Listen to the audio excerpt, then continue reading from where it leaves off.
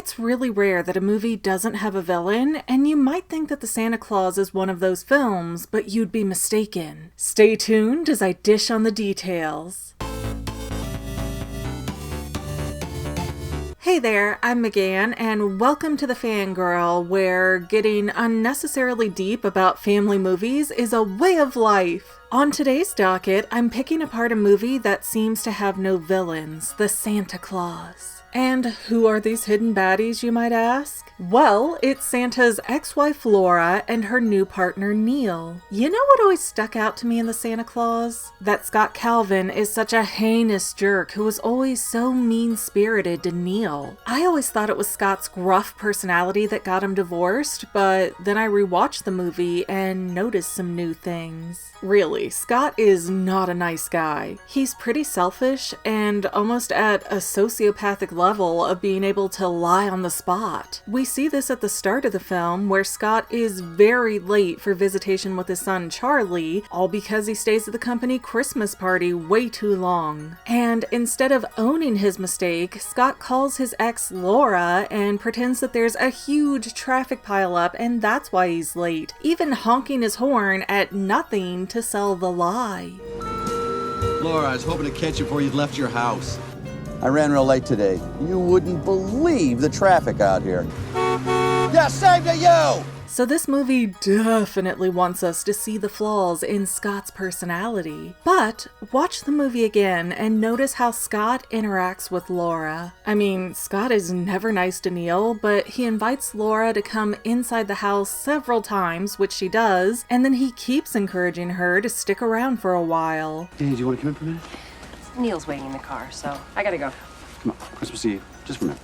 And while that's clearly done to agitate Neal, who is sitting outside wanting to leave, Scott is also showing an unusual level of friendliness towards an ex-wife. Hey, most people don't split up because they still enjoy each other's companies. Most people who get divorced can't stand to look at each other anymore. So Scott trying to bend over backwards to get Laura to stick around is very curious. It's also strange that Scott gets very angry when he finds out that Neal told Charlie that Santa isn't real. He even says something to Laura in private that's like, "Who gave you the right to decide that?" And who gave you permission to tell Charlie there's no Santa Claus? It's as if the split was recent enough that Scott hasn't mentally processed that he and his ex are no longer making all the choices together. And granted, in a perfect co-parenting world, that would be the kind of thing that you would discuss in advance. But the actual situation was that Scott was at work and Charlie got off the bus crying, so it's not exactly like you could put a pin on that and deal with it later. Point blank, no matter what a court document might say, there are executive day-to-day decisions that are going to be made on the fly, no choices. And that all suggests that Scott really hasn't adapted yet to Laura having a lot more time with Charlie and therefore having to make a lot more decisions for Charlie on her own. To back myself up further here, Scott is also shocked at how long it takes to cook a turkey. He thinks he's just gonna come home and pop it right in the oven and it'll be done by dinner. 4 hours? I mean, come on, it was already pitch black outside by the time he came home, and he thought he was gonna cook a whole turkey for dinner. So obviously, this is Scott's very first holiday where he didn't have a wife to cook for him. It all implies that Scott has not mentally processed that he's divorced because it's such a recent event. This is again backed up when Scott gets to the North Pole and he refers to Laura as his wife. I've got homeowner's insurance and a good attorney.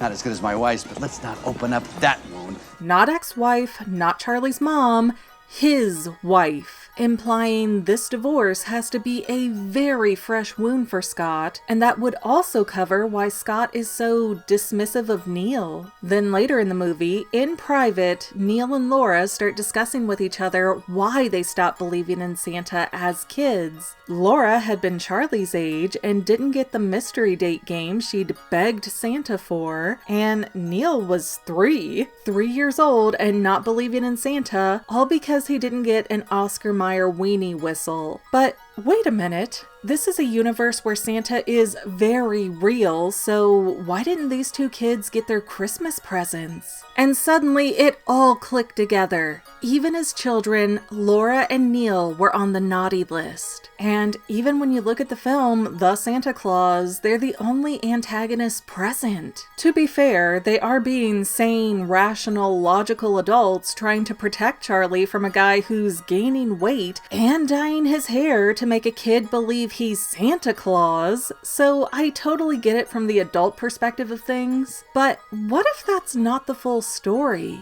What if Neal and Laura are just bad people? Okay, let's deconstruct what happened before the movie actually starts. We know that there was a divorce, and we can infer that it was a recent development, so then how was Neal in the picture so fast as a live-in boyfriend or husband or whatever he is? Well, what if Scott and Laura had been in marriage counseling because, living with a workaholic who loves himself more than anyone else can put a really big strain on any relationship, and Scott, being the self-absorbed kind of guy that he is, agreed to do couples counseling and then never really showed up to the appointments as his own form of protest, which meant Laura would have spent all that time talking directly to the psychologist by herself. And for the first time in maybe forever, Laura felt heard by a man, that he was listening to her, which was definitely her love language. And that made her feel cared about, so she left her husband to take off with the psychologist Neal. That would explain the bitterness, jealousy, and even sense of denial that we get from Scott about being divorced. Scott wasn't a good husband, but he also wasn't the one who wanted to split up.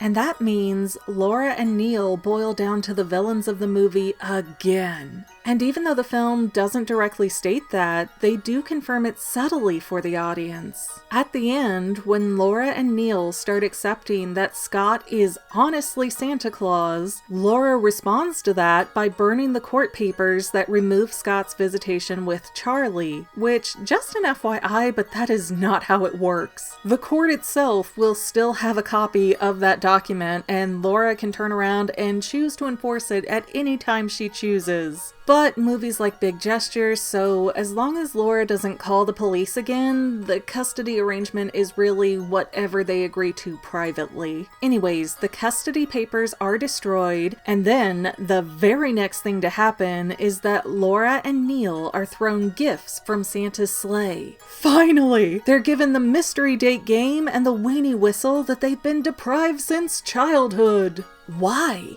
Because Scott is Santa now? No. It's because by burning the court papers, Laura makes her first move towards being a good person, and that's something that Santa rewards. So that magical bag of toys finally produces the last gifts that Laura and Neal ever asked for. Is your brain going ka-chunk click? Yeah, that works too, because mine sure is. Now, what did Laura and Neal do as children to get on the naughty list? That's something I couldn't even start to guess at. But, as we see in the Santa Claus 2, Laura and Neal are now very pro-Scott, and their demeanor is very different in that movie. They become kinder, softer characters to further reinforce that they were meant to be the villains in the first movie. It might not be reality, but theories are more fun.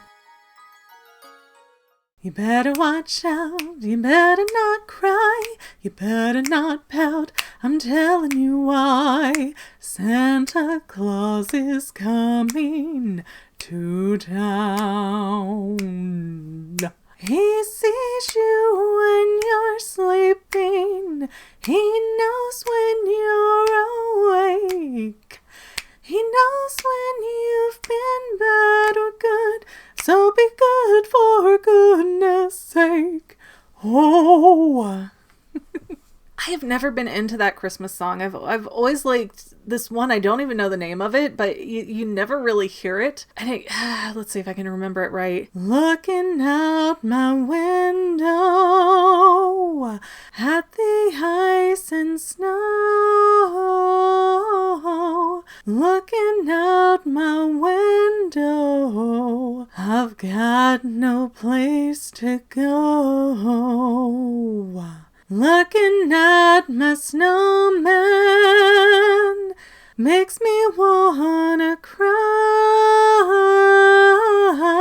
He's the only man I've got since we've said goodbye. I've got no man but a snowman. Yeah, the lyrics get a little bit fuzzy after that, but I never hear that song and I love that. And Christmas rappings, which I'm not even going to try to attempt because, Christmas and rapping is not the easiest thing in the world. Although that is what makes it a fun song. Anyways, guys, I hope you have a lovely holiday season. And I want to thank you guys for watching, and we will see you next time, family members. It would help greatly if I had my stuff together. Boop, boop. Meep, morp. Bleep, blorp. Clickety clackety, look who's backety. Cat hair everywhere. But the actual situation was that Scott was at work and Charlie got off the bus. Why am I so phlegmy? Point blank, no matter what a court order, words and such. Point blank, no matter what a court order, what is wrong with me?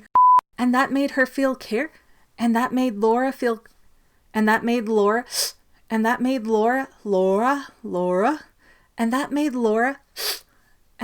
Laura. So obviously this is Scott's very first Thanksgiving. It's not Thanksgiving. Well, family members, we're almost done, but I want to invite you to hang out with me in some other places. I'm on Twitter and Instagram as my own personal self, and I have a Facebook page too, but I mostly just post photos over there. And sometimes people say, "Hey McGann, I want to mail you something. How do I do that?" Easy. Just click the About tab on my channel page, and my most current P.O. Box info will be right there. I also run another channel, The Family. It's really a hodgepodge channel where we might post anything. Oh yeah, and I also sell shirts and stickers and stuff with the Family and the Fangirl logos. If that is your cup of tea, I have a link in every description of every video. Finally, if you want to help out the Fangirl channel and make sure I'm putting out video essays for years to come, the best way you can help is by subscribing and watching more of my videos, whether they're new, old, whatever. Maybe even share one or two on social media, help spread the word. People who watch to the end of videos like you helps to tell the site, hey, this is a good video, we should recommend it to other people. So if you made it this far, leave me a comment of something like, hey, I made it to the end. Love ya. See you next time, family members. Bye.